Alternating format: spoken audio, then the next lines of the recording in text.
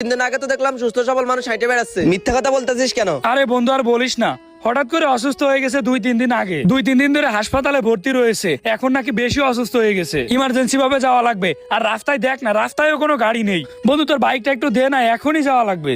বন্ধু তুই তো বাইকও তেমন চালাইতে পারিস না, আর এই রাস্তায় তো সব বড় বড় গাড়ি চলে, তুই যদি বাইক নিয়ে যাস তাহলে তো তুই অ্যাক্সিডেন্ট করবি। আমি তো তেমন বাইক চালাইতে পারি না।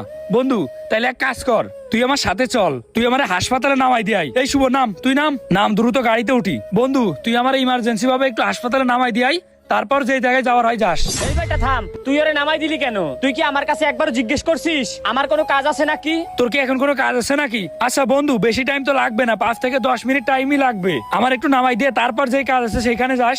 বেড়ে আমার যে জায়গায় নামাই দিলি, আমি এই জায়গায় দাঁড়ায় দাঁড়ায় কি করব?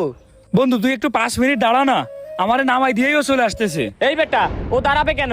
তুই নাম, তুই এখান থেকে আগে নাম।